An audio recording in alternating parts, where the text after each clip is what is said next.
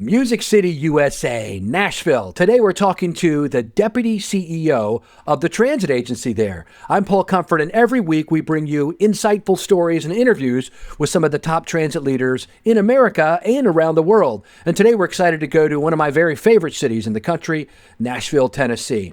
Normally on the podcast, we talk to CEOs and the very top executives. We decided to do a series of people who are up-and-coming leaders, those who are showcasing amazing talent out in the field. And Amanda Vandegrift is one of those. She's Deputy CEO of Finance and Administration, and she's the Chief Financial Officer of WeGo Public Transit in Nashville. That agency has a $158 million budget. They operate actually two different transit services under one roof. One is the commuter train and the commuter buses, and then they have the other services, the main services in downtown, the bus and the paratransit and the microtransit, et cetera there. WeGo Public Transit has 1,000 employees with tens of thousands of daily riders and a growing program of services that are being funded by an increase in the local taxes there that was passed in a referendum by the voters. Amanda breaks that all down for us today and discusses some of the new programs and how she was able to help plan one of the services called Choose How You Move, their ballot initiative, how she went from putting that on the ballot and as a private sector consultant to then moving to the transit agency and actually implementing it.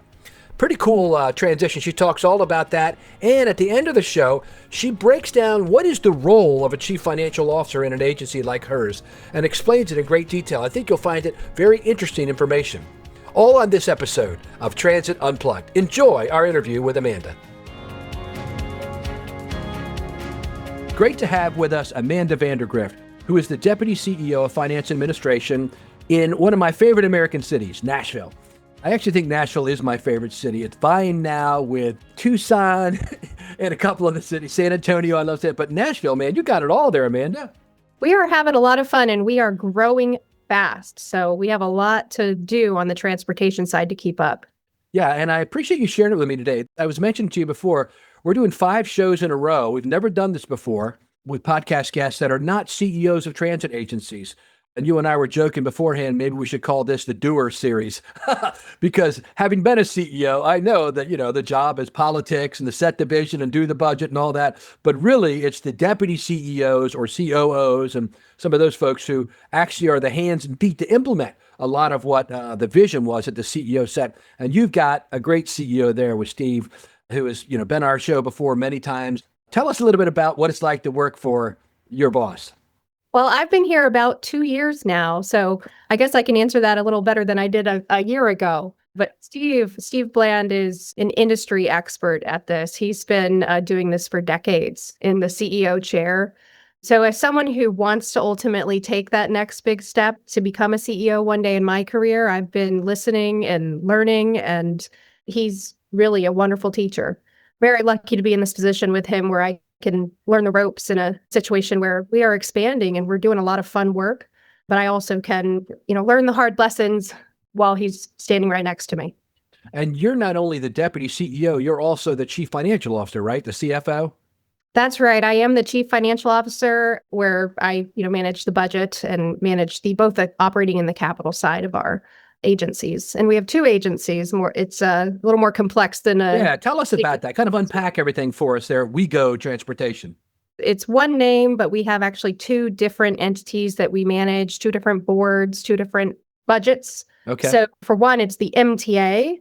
So one of many MTAs across the country. Yeah. And the MTA is just in Davidson County. So that's Nashville proper. They have fixed route service, access. We have a WeGo Link service, which is our partnership with Uber. So most of our services in the region are delivered by MTA. Okay. And then the RTA is a regional entity. So on the RTA side, we have a multi-county partnership where we have a commuter rail line. It's a 32-mile commuter rail line. It's the only commuter rail line in Tennessee. We have commuter buses, van pool. So it's more of a regional commuter focus. So both of those are under the WeGo Public Transit umbrella. But for our customers, it's really important that we are WeGo. For me as a CFO, it's more important that I know the difference between the two, and it's much more complex. But for the public, we keep it at WeGo Public Transit. Yeah, that's very interesting. It reminds me, like, when I was at MTA in Baltimore, we had that too, but it was all under one. We had the commuter bus and commuter train, and that was contracted out, like to Amtrak, Bombardier, and 7 motor coach companies that operated their motor coaches. Do you all do that too? Do you have yours contracted out? Yes, most of our services are contracted out. So we have a contract for our commuter rail line. We have a contract for our commuter bus services. We actually do provide some, MTA provides some of our commuter bus services in-house. And there's a long history as to why I won't go into. Yeah. It's a mishmash, but mostly contracted out on the RTA side. On the MTA side, most of it's in-house. Okay. Is your paratransit called Access? Is that what you said? Access, yes. Yeah. Is that in-house or is that contracted? It's a mix of two. So we have Okay. a lot in-house, and we also have a pool of third-party providers that we are able to access, which allows us to improve our service in the region. Yeah, I think that makes sense. That's good. And you all have been growing. I've been down there a bunch of times in the last few years and seen some of the growth. Steve has showed me around. You all actually were our very first episode of Transit Unplugged TV. Steve had like your IT director follow me around with his cell phone and film me doing all this stuff. It was very basic at the time, but I really appreciated it. You all and MJ Maynard in Vegas were our first 2 shows, similarly filmed without a film guy, but the local staff doing it. Since then, we've gotten a little bit more professional. Anyway, so it's great to return back to Nashville, like I said. So talk to us a little about your background and then use that as an entree to how you kind of moved from working on a project for MTA and then coming in and running it. So it's a pretty cool story, Amanda.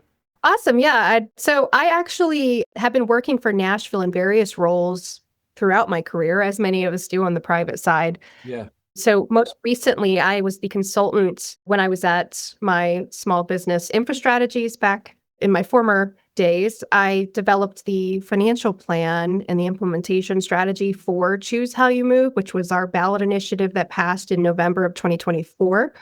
Back then, I was working with the mayor's office and Steve Bland and his team to develop the plan, develop the financial package, understand what the envelope we were looking at was, which we ultimately went with a half-penny sales tax increase, and went through the entire process to put that on the ballot. And in that time period, WeGo's longtime CFO announced he was retiring, and Steve put that out to the industry. And I kind of said, "Hey, Steve, would you consider me?" And he said, "Would you consider coming over?" And I explained to him a little more about what my goal in my career has always been to ultimately take a leadership role on the public side, and I was waiting for that opportunity to come up. And so this really felt like the right fit. If it were to pass, I'd be there to help implement a program I developed. I have a financial background. That's really what I focused on the private side. So it would be a big step, but something I could do to fill a CFO's role. So he immediately kind of pushed me forward and said, let's talk about this. And I ultimately ended up taking the role a few months later and have been here about 2 years now.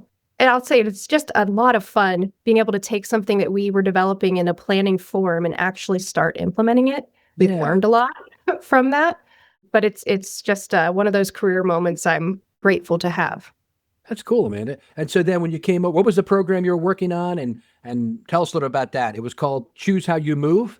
Yes, really great name. Choose How You Move. So it's a half-penny sales tax increase. It included several $1 billion worth of capital improvements, bus rapid transit centers. For us on the WeGo side, it meant doubling our service over a 12-year period, really transforming investment in transit for the first time in Nashville, because prior to that, there was no dedicated revenue for transit.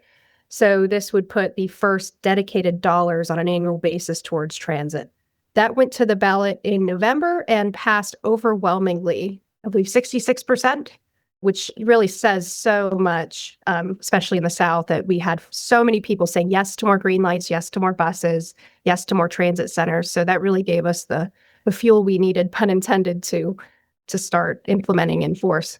Yeah. What's the game plan with that and where are you at on it? Like, walk us through the new stuff that's going to happen. Yes. So the revenue started flowing in February of that next year.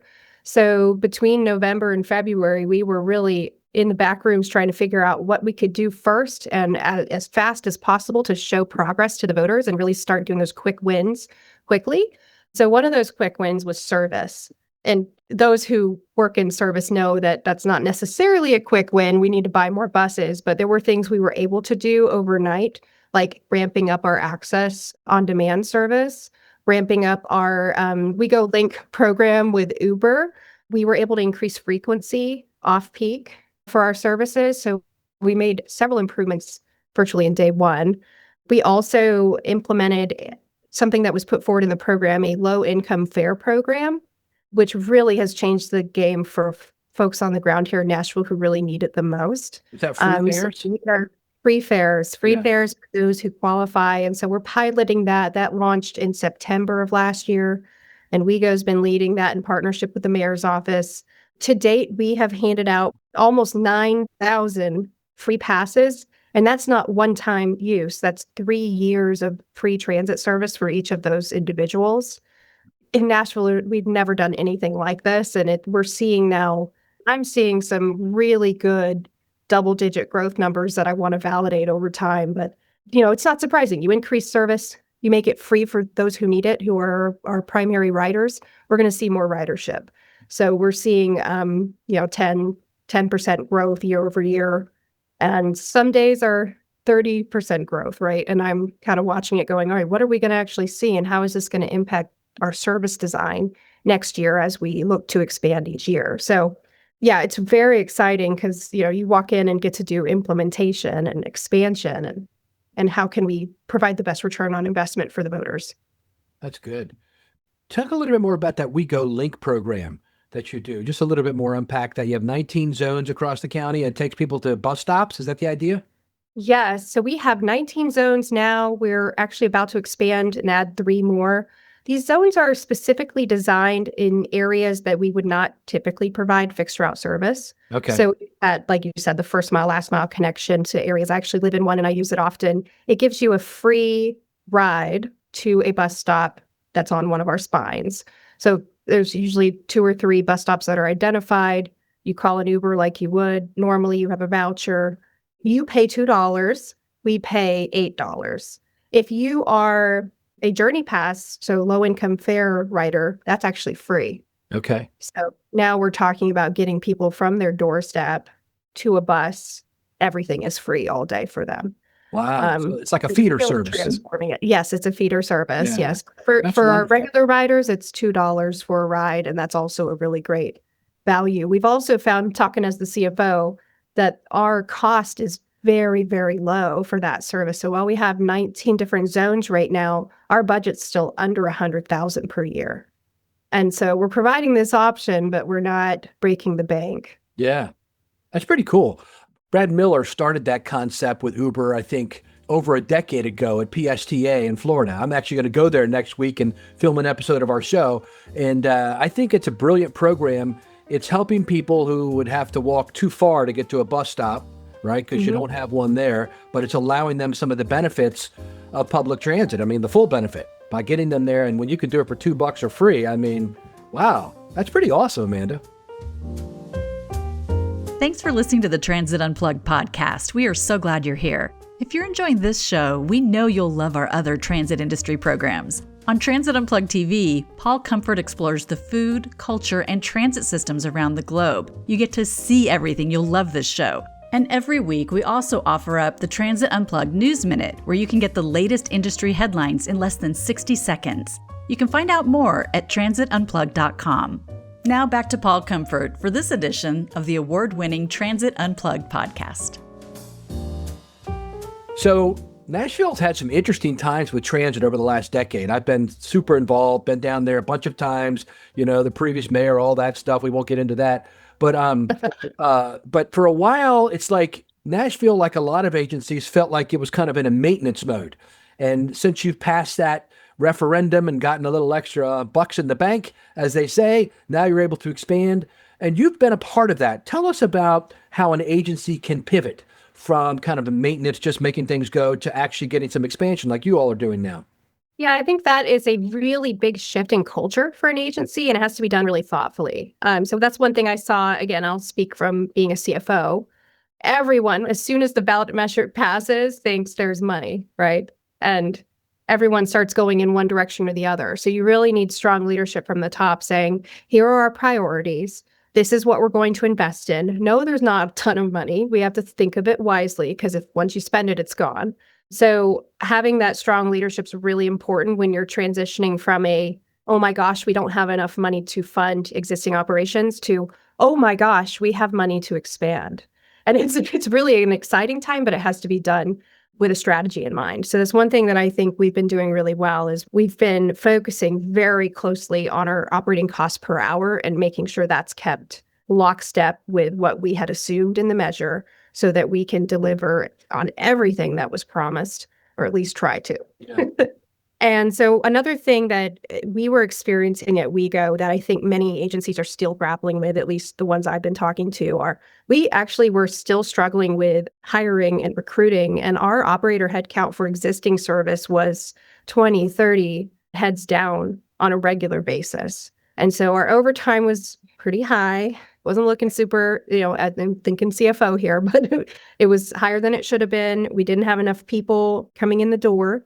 And so we had a lot of work to do on our baseline before we built on top of that. We needed 30 more people per year, and we were already 30 people down. So one of our first investments, looking at the operating cost per hour, was recruiting, training. Our recruiters came in and we actually incentivized them. We also brought in some support to make sure that we had multiple people looking to bring in different folks from different areas. And actually, within a year, I'm happy to report that we are fully staffed for our January service expansion. And that said a lot to me because we had probably 10 years of understaffing and we turned it around. And that was because we had this goal in mind and we had the investments that we needed to make. Every year, if you're just trying to keep the lights on, you can't make investments in recruiting and training that could help you turn it around. We were able to do that here. We addressed that, and then we built on top of it. And so that's something we're going to keep tracking, but we're happy that we've kind of made it around that turn of what a lot in the industry have been dealing with kind of as on a recurring basis that was made so much worse by the pandemic. Yeah. You talk about the financial side of things, wearing your CFO hat. I know when I was a county administrator, we had a reserve fund that we could draw from. Some people, state government might call it a rainy day fund. A lot of transit agencies do not have that. They don't have enough money to carry a reserve fund, or they may not be allowed to. Prior to last year, WeGo didn't have one, but under yours and Steve's leadership, you've developed one now, which I think is fascinating. Unpack that some for us. So, yeah, I would say that's one of my proudest moments so far in this role is being able to create the agency's first reserve fund, because having a budget of over $158 million, 1,000 people working at this agency, and we didn't have any tool in our toolbox if something went up or down, right? And we saw that in the pandemic. Right. We really had to be scrappy, and we were. And I was very impressed with what we did compared to others nationally. But having that reserve fund is so critical. So when I was a consultant, I actually recommended this as a best practice. We put it in the financial plan for Choose How You Move. It passed. I then was able to implement the reserve fund, create a policy, work with CFOs across the country to identify how we wanted to write the policy and get board approval. And so now we have this $47.2 million reserve fund that we never had before. We had zero reserves before. And now WeGo, or MTA, is generating over $1 million per year in revenues that we did not receive before as well. So that helps. Oh, that's interest on your reserve fund. Yes. Wow, Amanda, that's awesome. Mm-hmm. I do feel that puts WeGo in a much better financial position than it ever has been. It's exactly the kind of improvement we need as we're looking to expand, because it's not going to get easier as we get bigger. So yeah, that's pretty awesome. All right, so let's get a little existential more here about the role of a CFO. A lot of times they get disparaged as bean counters, et cetera. And we talk a lot on our show, as I mentioned at the top, CEOs, the chief executive officer. That was my experience. I've never been a CFO. I hired a great one at MTA in Baltimore when I was headed there. He actually came from Safeway stores, where he had been one of their chief financial guys, and then he was retiring, and I talked him out of retirement to come work for us, and he did fantastic work for us. Tell us about the job. What is it like to be a CFO at a transit agency like WeGo? What do you do? What's your job? A lot of people may not really understand that. And what departments do you oversee? So that's a good question, because I think that also varies by agency. So Sure. I'll respond for WeGo. For WeGo, I replaced a accountant's CFO, and I am not, looking at my background, I am not an accountant's CFO. I'm more of a strategy finance CFO. Okay. And so I came and kind of rebranded for the agency what the CFO would be. So I think it's really important as the CFO of a growing organization and also holding the deputy CEO title and responsibilities behind that, that I reserve and give leadership to the people below me to do a lot of the things that an accountant type CFO would do. So I have a very strong deputy under me who's our director of finance. She's been with the agency for over 30 years, knows where everything is, knows how it works. And I trust her and we trust each other and work very collaboratively together. Accounting, payroll, all of that is under her. On the other side, I have grants management under me as well. So when I started here, grants was in planning, which was I've talked to many that can be in 4 different locations, but it made a lot more sense to me to have them both capital and operating all under one roof because they all interrelate. We brought it over under me. We had 1 person doing grants for the agency, and now we have 4. Oh, So wow. we're building institutional knowledge and helping with succession planning there. So that's a really important piece as we keep growing too, because federal will continue to be a big piece of our financial stack. So that's the 2 big areas that I manage. And then I work very closely with all of our chiefs. A lot of my job, though, because I am deputy CEO and we're in expansion mode, is working with our partners at the Metro Nashville level. So I'll spend a lot of time working collaboratively with Metro Finance, for example, who manages a lot of the debt that will be going through Choose How You Move, working with the Choose How You Move program office, who is going to be partnering with us to implement those multi-departmental projects like all access corridors, which is our term for bus rapid transit.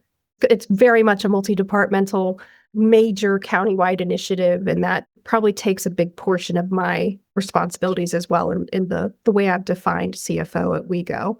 To be able to do that, you have to have really, really strong leadership in your departments, and that's what I've been working on since I've gotten here, is to enable them and also give them the room to lead their departments.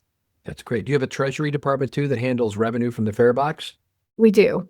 That's under our director of finance. Okay, gotcha. So that's part of your operation too. That's good. That's interesting. Wow. And so is there another deputy for operations there, or is it a COO, or how do you all do it? We have a COO. We have a chief safety and security officer. We have a chief of administration. I have a counterpart deputy CEO who is over growth and development, which makes a lot of sense with the expansion we're doing right now. Oh, yeah, that's good. Working on primarily all of our transit centers. There's 12 transit centers that are going to be implemented over the next 15 years through Choose How You Move. And then we have brand new a chief of staff supporting Steve, as I think we've seen a need for that as we've been growing and working with 2 different boards and how much work that takes to make sure everything's going smoothly. And what's Dan's job, Froberg? What's he do there? He is our deputy COO. So Okay. he does all things technology. So Gotcha. I've been working very close with him on the Journey Pass program because that was something I was leading, and he was a big piece of making sure our Journey Pass program could be implemented with our quick ticket fare system. Oh, yeah. He's a good guy. I've talked to him a bunch of times, when I went down Can't there. steal him, Paul. No stealing. No stealing him. I think he's coming to our executive summit coming up at the end of the month, so that'll be fun. I'll get to see him in person. So I think he's coming. I thought I saw him on the registration list. Well, this has been great. Anything else you want to talk about, Amanda? I mean, this has been a fun conversation. I've enjoyed kind of, getting the flow of what you guys are doing there and growing. It's great to get an update. No, I think that's it. I appreciate you having me on and love talking transit. So this was wonderful. Yeah, that's great. Well, you should stay there with Steve till he's ready to retire. And then if you don't do it there, be like, I know a couple other guys who are CEOs now and gals who worked a long time at one agency, and then they didn't move up to their CEO slot. They actually got another slot. Like Jessica Mefford Miller went from Bi-State, to Phoenix, and Lane Transit from KCATA. He went there. So there's lots of opportunities. And you know what? They always want somebody good with the money, Amanda. The boards of directors, they always want somebody who's a good finance person. So I think you've got CEO written on your future somewhere. That's great to hear. I definitely tried to put the fun in funding. So.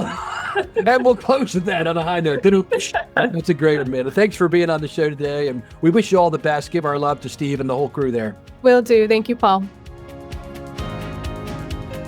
Thank you for listening to this episode of Transit Unplugged, the world's #1 transit executive podcast. I'm Julie Gates, executive producer of the podcast. Many thanks to the team that makes this show happen. Host and producer Paul Comfort. Producer Chris O'Keefe. Editor Patrick Emile. Associate producer Cindy Raskin. Transit Unplugged is being brought to you by Midaxo, passionate about moving the world's people. If you would enjoy behind-the-scenes insights and updates from the show, sign up for our weekly newsletter, which has links to can't-miss conversations with the biggest names in mobility. Head to transitunplugged.com and scroll to the bottom of the page to sign up. Thanks for listening, and we'll catch you on the next episode of Transit Unplugged.